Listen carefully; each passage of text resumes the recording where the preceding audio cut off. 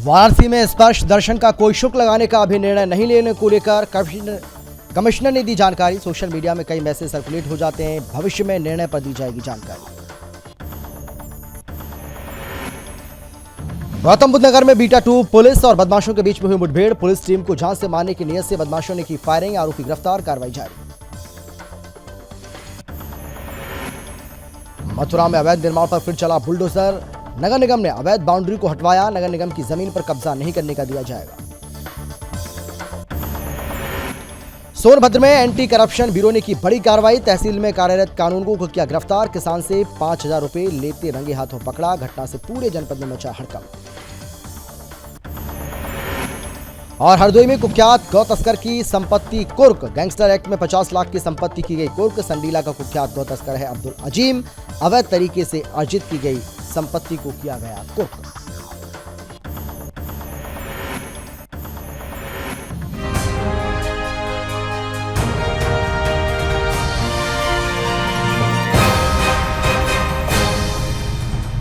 नमस्कार, आप देख रहे हैं सुदर्शन न्यूज। मैं हूं आपके साथ अमित शर्मा और वक्त है आपका राज्य आपकी खबर का। यूपी का वाराणसी में श्री काशी विश्वनाथ मंदिर में बाबा विश्वनाथ के स्पर्श दर्शन के लिए श्रद्धालुओं को शुल्क जमा करना होगा। इस मामले को लेकर कमिश्नर कौशल राज शर्मा ने स्पष्ट किया है कि विश्वनाथ मंदिर में स्पर्श दर्शन को कोई शुल्क लगाने का अभी निर्णय नहीं हुआ है और ऐसा कोई निर्णय भविष्य में अगर होगा तो उसकी जानकारी दी जाएगी। आपको बता दें कि कमिश्नर ने यह कहा है कि एक दिन ट्रस्ट की मीटिंग हुई थी, उसके 1-2 दिन बाद भी ये बात सामने आई।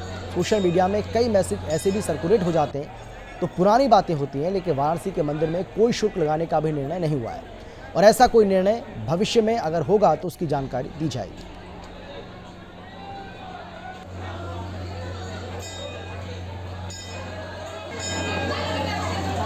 काशी विश्वनाथ मंदिर में स्पर्श दर्शन को लेकर चार्जेस की कोई व्यवस्था भी लागू नहीं की जा रही है। बोर्ड मीटिंग जो हुई थी उसमें यह तय हुआ था कि काफ़ी ऐसे लोग हैं जो सामान्य में निःशुल्क स्पर्श दर्शन होते हैं, उसके अलावा भी दिन में स्पर्श दर्शन के लिए रिक्वेस्ट करते हैं और उसकी वजह से बाकी श्रद्धालुओं की लाइन लोग के उनके दर्शन करवाने पड़ते हैं। बाकी देश के जितने भी बड़े शिवालय मंदिर हैं उनमें 1500 रुपये से लेकर 2-3 हज़ार रुपये तक की स्पर्श दर्शन की व्यवस्था उन समयावधि में होती है जब निःशुल्क वो नहीं समयावधि में शामिल। हरिगढ़ महानगर के केला नगर चौराहे के पास एक ऑस्ट्रेलिया में रहने वाले बुजुर्ग जिनका फैज अब्बास रिजवी नाम है, इनकी संपत्ति पर समुदाय विशेष के कुछ लोगों ने कब्जा कर लिया। तो वहीं बुजुर्ग एनआरआई ने सुदर्शन न्यूज के माध्यम से शिकायत दर्ज की है। बुजुर्ग फैज अब्बास पिछले 60 सालों से ऑस्ट्रेलिया में रहते हैं और जब भी अपने घर आते हैं उन्हें मुस्लिम समुदाय के ही कुछ लोग, जिनमें मुख्यतः मुनव्वर का नाम सामने आ रहा है, उन्हें मारपीट करके भगा देते हैं। पीड़ित बुजुर्ग ने मुख्यमंत्री योगी आदित्यनाथ को भी पत्र लिखकर गुहार लगाई है और दावा किया है कि प्रॉपर्टी के सभी पेपर्स उनके पास हैं, तो उनकी संपत्ति पर उन्हें कब्जा दिलाया जाए और आरोपियों पर जल्द कार्रवाई की मांग की।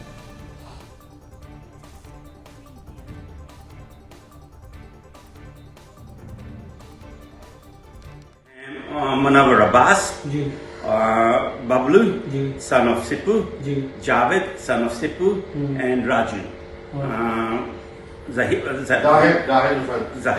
ठीक है, तो आप बताइए पिछले कितने सालों से आप वहाँ जा रहे हैं और आपको हम 12 साल से अंदर बैकवर्ड एंड फॉरवर्ड कर रहे हैं। अच्छा, ठीक है। 12 साल में हमने लाखों खर्च किया। अच्छा, यहाँ के आने का जी।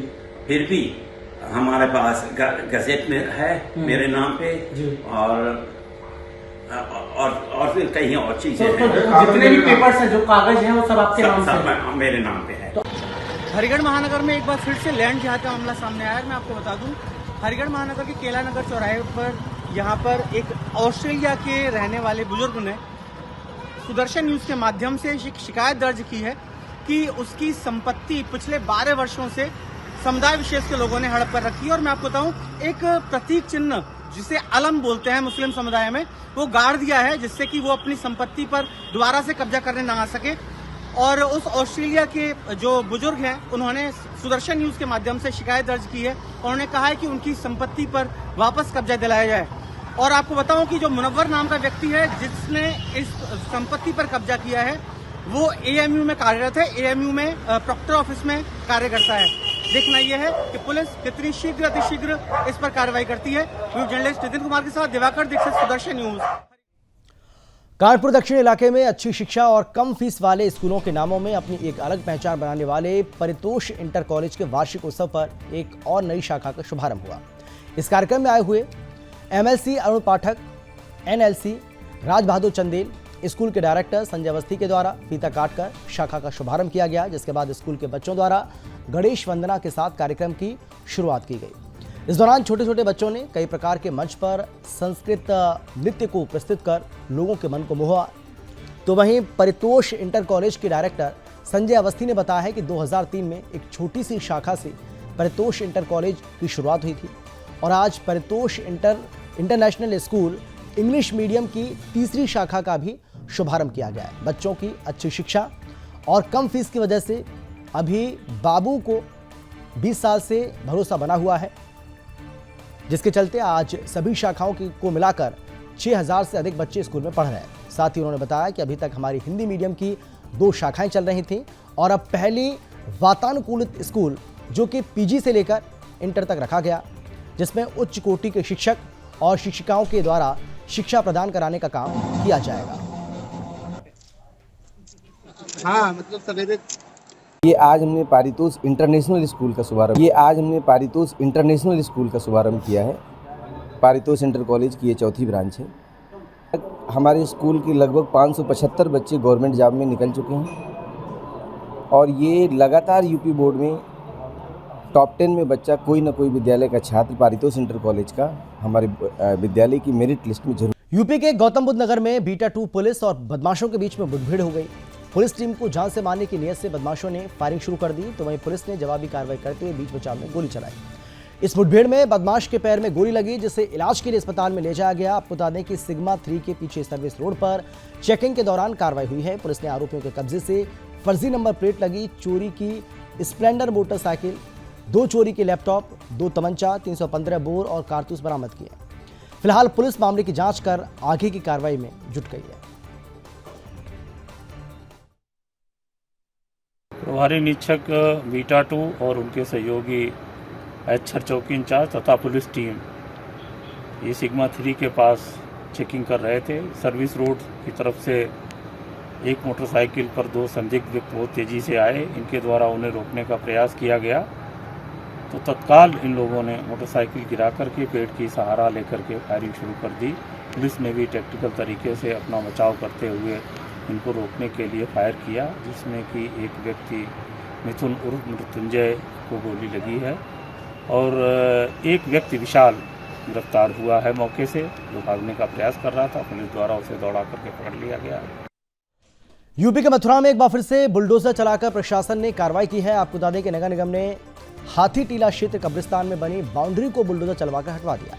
तो वहीं भारी पुलिस बल के साथ पहुंचे सहायक नगर आयुक्त ने बताया कि ये जमीन नगर निगम की है, जिस पर कुछ समूह के द्वारा अवैध कब्जा किया गया या इन्हें बेशकीमती जमीन पर बाउंड्री बना दी गई, जिसकी शिकायत मिलने पर निरीक्षण किया गया। साथ ही ये पाया गया कि भूमाफियाओं द्वारा कब्जा किया गया है, जिसके लिए जिला प्रशासन की टीम के सहयोग से बाउंड्री को ध्वस्त करा दिया। इस कार्रवाई का कुछ लोगों ने विरोध किया, लेकिन पुलिस प्रशासन के आगे एक न चली।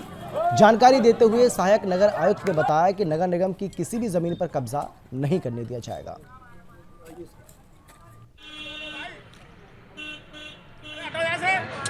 नाथ विद्यालय के पास ये टीला के नाम से, जिसे प्रचलित नाम हाथी टीला है, उसके राजस्व विलेपों में हमारी 14 हेक्टेयर लैंड है। वो 14 हेक्टेयर लैंड हमारी जहाँ हम रास्ते पे खड़े हैं वहाँ से शुरू किया आखिर तक जाती है। उसी में जो एक बीच के हिस्से में कुछ हिस्से में कब्रिस्तान है। हमने कभी कब्रिस्तान में चूँकि कफन दफन का काम होता है, तो हमने कभी उन लोगों को डिस्टर्ब नहीं किया, उनके पैशन में हमने कभी इंटरफेयर नहीं किया। हालांकि वो संपत्ति भी नगर निगम की है, लेकिन ठीक है, चूँकि कब्रिस्तान हो रहा है, सभी के काम आना है। कब्रिस्तान की आड़ में कुछ लोगों ने होली वाले दिन यहाँ पे बाउंड्री करना शुरू कर दिया। कल मथुरा में हिंदू महासभा ने DM मथुरा को ज्ञापन दिया था और हिंदू महासभा ने मांग की थी कि जो प्राचीन स्थान है भगवान श्री कृष्ण की क्रीड़ा स्थली हाथी टीला, उस पर मुस्लिम पक्ष द्वारा अवैध अतिक्रमण किया जा रहा है। यह वह स्थान था जहाँ कंस के हाथी रहते थे और भगवान श्री कृष्ण ने कंस के पागल हाथी को युद्ध करके यहीं पर वध किया था।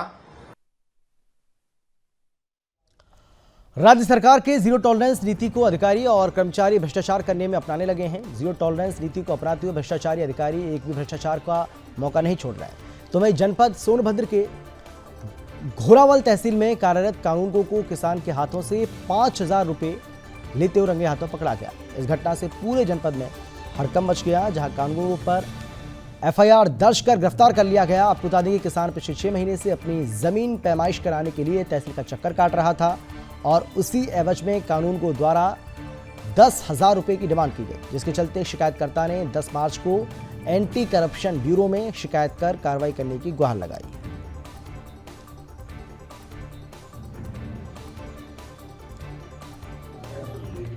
एंटी करप्शन टीम ने कानूनगो मटरू लाल को पकड़ा है।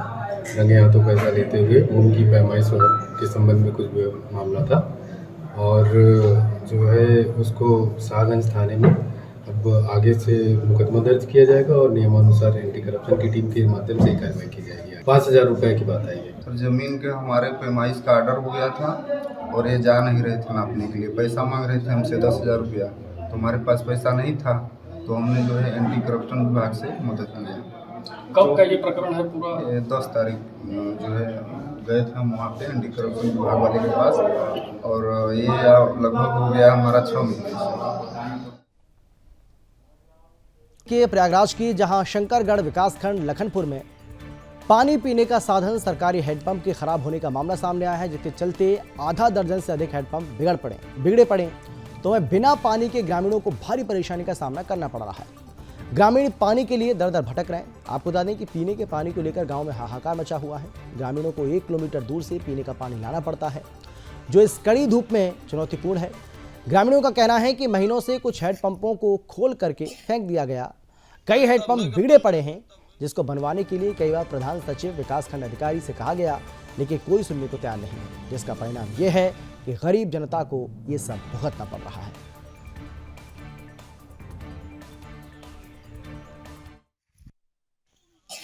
नहीं जाते पानी के बहुत दूर कोस पानी से आ रही, कहीं नहीं जाते। कहाँ है पानी है नहीं, सप्लाई नहीं आती। कहाँ नहीं आती है, ये टोटी कुछ नहीं देते पानी का। टोटी बिगड़ा पड़ा है साहब जी। ये 2 महीने से नुकसान हुआ है। लोहिया ग्राम पंचायत हिनौती पहाड़ी में पानी के लिए मैं कई दिन से फोन लगाया, आज 20 तारीख से फोन लगा रहा हूँ, कोई सुनाई नहीं हो रही। प्रदेश से आया हूँ तो सीधे प्रधान के पास फोन लगा कि भैया हमारा बम्बा नुकसान है, तो बोले मिस्त्री नहीं मिल रहा है। यह 2 महीना से बिगड़ा है, मतलब 1 महीना से ये खुला धरा है। अच्छा, बनवाए। यूपी के हरदोई में जिलाधिकारी मंगला प्रसाद सिंह के आदेश पर गैंगस्टर एक्ट के तहत थाना कासिमपुर पुलिस द्वारा कुर्की की कार्रवाई की गई। आपको बता दें कि कुख्यात गौकशी और गौ तस्कर आरोपी की गैंगस्टर एक्ट में 50 लाख की संपत्ति कुर्की की गई। अब्दुल अजीम संडीला का कुख्यात गौ तस्कर है, तो वहीं अवैध तरीके से अर्जित संपत्ति कुर्क करके प्रशासन ने बड़ी कार्रवाई की है। साथ ही मोटरसाइकिल और पत्नी के नाम मकान को कुर्क किया गया। वहीं करीब 50 लाख रुपए की अवैध तरीके से अर्जित की गई संपत्ति को कुर्क कर दिया गया।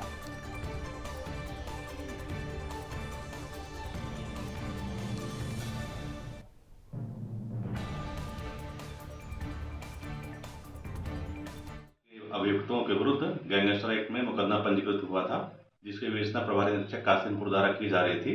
इसी क्रम में आज जिलाधिकारी महोदय के आदेश क्रम में 14 की कार्रवाई करते हुए अभियुक्त अब्दुल अजीम की 2 संपत्ति क्रमशः मोटरसाइकिल और एक घर को कुर्क किया गया, जिसकी बाजार मूल्य लगभग 50 लाख आंका गया है। यूपी के लखीमपुर खीरी के संपूर्ण नगर किसान सहकारी चीनी मिल में हंगामा हो गया। आपको बता दें कि किसानों ने मिल प्रशासन पर गन्ना घटतौली को लेकर आरोप लगाए। साथ ही कहा कि मिल में लगे कांटे पर जहां गन्ना तौल होता है, वहीं पर किसानों का एक ट्रॉली पर लगभग 2 से 3 क्विंटल गन्ना कम तौल दिया जाता है, जिसको लेकर कई बार मिल प्रशासन से शिकायत करने के बाद भी मिल प्रशासन किसानों को नहीं सुनता है। वहीं एक बार फिर से किसानों ने मिल प्रशासन के खिलाफ मोर्चा खोलने की कोशिश की। किसानों का आरोप यह है कि जब से नए गन्ना अधिकारी आए हैं, तब से घटतौली और हो रही है। तो वहीं देखना अब यह है कि किसान सहकारी चीनी मिल पर प्रशासन क्या कार्रवाई करता है।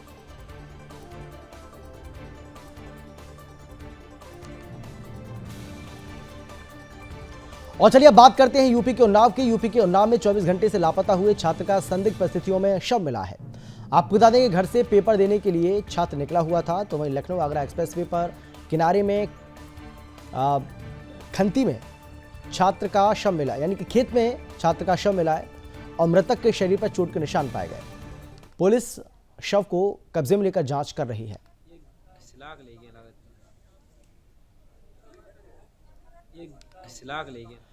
हरियाणा के रेवाड़ी जिला के औद्योगिक कस्बा बावल के नहचाना रोड स्थित कबाड़ के गोदाम में भीषण आग लग गई। आगजनी की इस घटना में गोदाम में रखा लाखों रुपए का कीमती कबाड़ जलकर पूरी तरह से राख हो गया।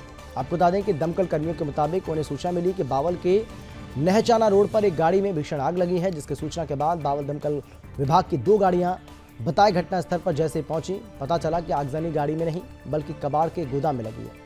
वह गोदाम में भीषण आग लगता देख दमकल कर्मियों ने आग पर काबू पाने की कोशिश की। इसकी सूचना रेवाड़ी दमकल विभाग को भी दी गई, जिसके बाद रेवाड़ी से भी दमकल विभाग की 2 गाड़ियां मौके पर पहुंच गए और दमकल विभाग की 4 गाड़ियों ने करीब 2 घंटे की कड़ी मशक्कत के बाद आग पर काबू पा लिया। आगजनी की सूचना मिलने के बाद पुलिस भी मौके पर पहुंच गई, तो वहीं ग्रामीण भी आग को बुझाने के लिए जुट गए। फिलहाल पुलिस मामले की जांच कर रही है।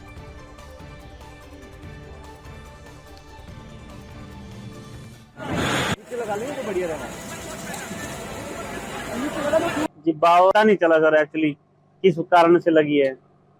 तो कितना का नुकसान हुआ है और दमकल गाड़ी या प्रशासन मौके पर कौन कौन पहुंचे? सब फायर ब्रिगेड गाड़ी तुरंत आ गई थी, बाकी गाँव के जो लोग हैं पूरी मदद करी गई है टाइम पे सारा। जैसे हमारे पास फोन आया, अरे भाई आग लगी नहचाना रोड पे ममता प्लेस के पास, गाड़ी के अंदर, गाड़ी का नाम दिया था। हम यहाँ पहुंचे, उसके बाद कबाड़े में आगे यहाँ लगी हुई थी। जैसे हम आए उसके बाद हमने 2 घंटे के आसपास गाड़ी आंच को काबू कर लिया। हमारी गाड़ी एक रेवाड़ी से आई और 2 हमारी बावल से। ओडिशा के सुंदरगढ़ जिला के राजगंगापुर शहर के होकर जाने वाले राजपथ पर ड्राइवर महासंघ की ओर से राज्य पथ पर एकत्र होकर सभी ड्राइवरों ने ड्राइवर संघ के अध्यक्ष के नेतृत्व में 10 मांगों को लेकर राजपथ को जाम कर दिया, जहां ड्राइवर संघ ने अपनी शिकायतों को लेकर एक पत्र देकर सरकार का ध्यान इस ओर आकर्षित किया। ड्राइवर महासंघ के अध्यक्ष के नेतृत्व में सभी ड्राइवरों का कहना है कि हमारी मांगें जब तक पूरी नहीं होती हैं तब तक हम रोड रास्ता जाम करके रखेंगे। तो वहीं अब देखना यह होगा कि प्रशासन की ओर से इन लोगों की मांगों को लेकर क्या संज्ञान लिया जाता है।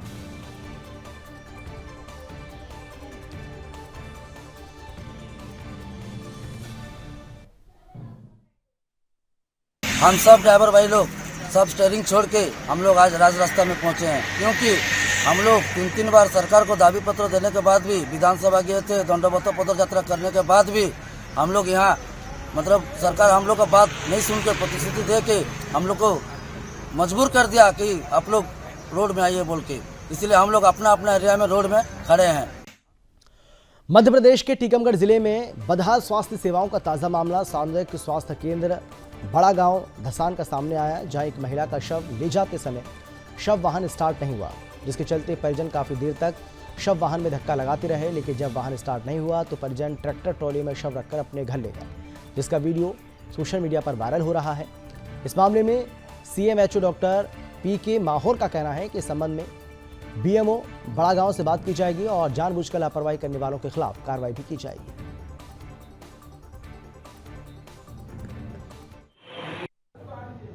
इस संबंध में मैंने BMO बड़ा गांव से भी चर्चा की है और उन्होंने निर्देशित किया है कि वो जल्दी जो है ना सब वाहन को ठीक कराकर और उसको जो है दुरुस्त करा लें, जिससे जो है लोगों को दिक्कत ना हो और सेवा जो है सही रूप से।